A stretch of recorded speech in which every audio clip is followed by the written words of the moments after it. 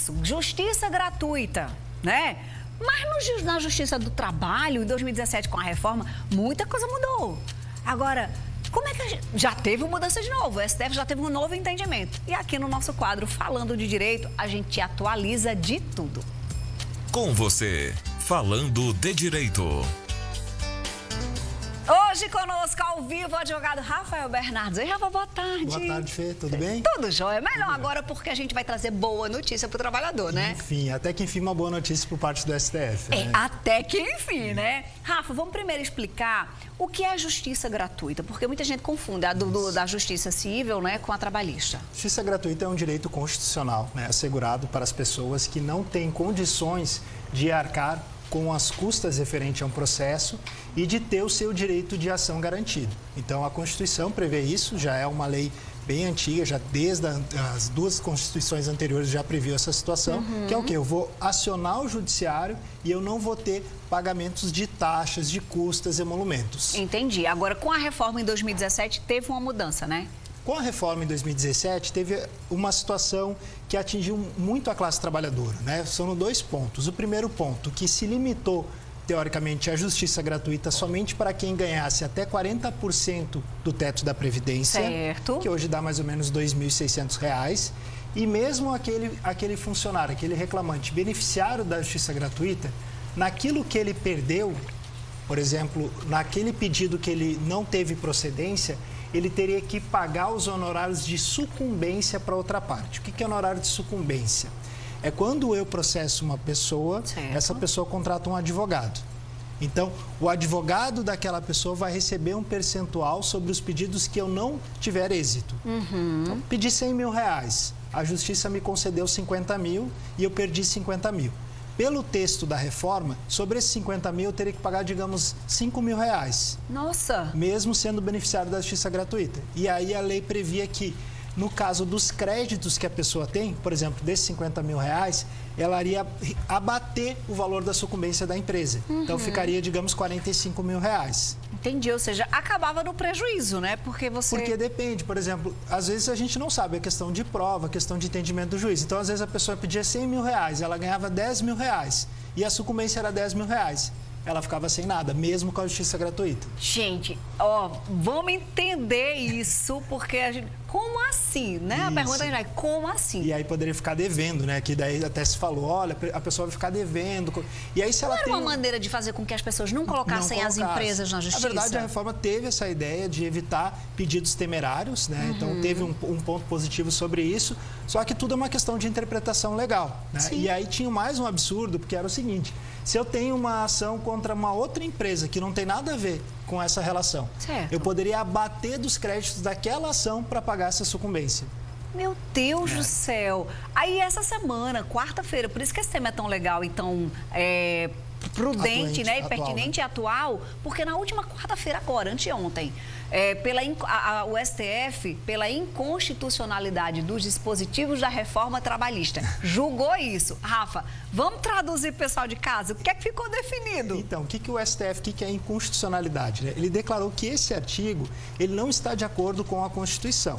Então, ele teve uma votação, não foi por maioria, não foi por unanimidade, e se entendeu que eu não posso abater honorários de sucumbência sobre o crédito da ação ou crédito de uma outra ação que a pessoa venha a ter. Então, se entendeu isso aí. Garantido o benefício da justiça gratuita, fica suspensa a exigibilidade. Entendi. Então, fica como se fosse assim, um crédito ficto. A pessoa deve, mas não precisa pagar, né? É só se mudar... ganhou na loteria. Aí, por exemplo, daí teria que pagar um dos honorários de sucumbência no final. Independente se ele ganhar o valor, receber o valor que ele pleiteou, isso, esse valor fica suspenso, Rafa? Fica suspenso. Vai ainda ter uma margem de discussão, porque vai se entender qual o valor que pode ser abatido, que não pode. Então, vai um tempo ainda até se firmar essa jurisprudência. Mas isso é importante para as pessoas terem segurança jurídica atualmente de ajuizar. Muita gente não ajuiza a ação. Deus me livre, porque se eu perder, eu ainda vou ter que pagar. E se eu ganhar, eu ainda vou ter que pagar. Isso. Então, tem muita gente que deixando o direito passar, né? Ficou assim logo no início, né? E uma questão também importante, que é a importância da comprovação da justiça gratuita, né? A CLT fala em acima de 40% do teto da Previdência, que é R$ 2.600, tu já não teria justiça gratuita, como se tu já fosse rico perante a lei. Com a gasolina ia... 6,30. 6,30. Abasteci ontem, 6,30. Então, tu enche o tanque R$300, você não imagina, né? Então, isso é um dispositivo que está sendo questionado perante os tribunais. E aí, antes da reforma, não existia essa limitação. Com a reforma, teve essa limitação, mas os tribunais estão dando um entendimento. Por exemplo, apresentei imposto de renda, não tenho bens ou tenho poucos bens, só bens de família, tu já garante a justiça gratuita. E aí, garantindo a justiça gratuita, tu vai garantir a suspensão da exigibilidade de qualquer custas no processo. Entendi. Quem é que faz essa comprovação de que não tem a capacidade Isso. O advogado tem que fazer com base na documentação. Imposto de renda, um extrato, uma própria declaração de próprio punho falando sobre isso já é suficiente para conseguir a justiça gratuita na maioria dos tribunais. Entendi. É só fazer uma ressalva que o STF manteve uma parte do dispositivo que fala quando a pessoa não vai na audiência, quando ela arquiva. Entendi. Aí ela paga as custas ainda, ela teria que pagar as custas. Mas aí arquiva porque ela não compareceu, é isso? É, não compareceu. Claro, injustificadamente. Entendi. Né? Então entrou com processo...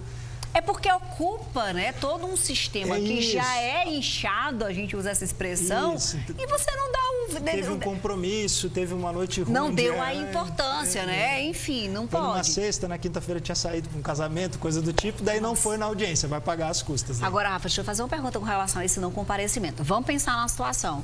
Sei lá, a audiência seria na sexta de manhã ou na segunda, independente do dia, de manhã e à noite, sei lá, eu fui com meu filho para o hospital, ele está internado. Aí é justificado, aí tranquilo. Aí, tipo, mas eu posso fazer isso após o acontecimento? Pode. Tu pode até informar. Se não conseguiu contato, informa. Não conseguimos contato com o reclamante, né? Não sei onde ele está, e depois vem com o documento comprobatório, explica por que ele não compareceu e remarca daí a audiência. Não, isso tranquilo.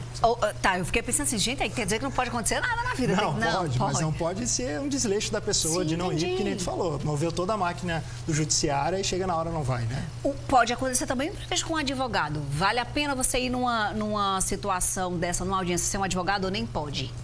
A Justiça do Trabalho tem o jus postulante, que a gente chama, né? Que a pessoa pode postular de forma sem a representação. Mas a gente, por regra geral, orienta sempre a procurar um advogado, nem que seja da própria defensoria. Eu estou pensando assim, sei lá, o advogado é que tem o imprevisto. Acontece, já aconteceu comigo, inclusive. Já aconteceu. Tive um problema no trânsito, estava indo para Guarabira, teve um protesto, a faixa foi... Bloqueou a rodovia. Daí eu te liguei, tu vai ter que comparecer sem mim, porque eu não tenho como sair daqui. E Entendi. aí o juiz, não, sem problema, está justificado, a parte compareceu. Não, sem problema. Então, foi compensado. Foi. Ok.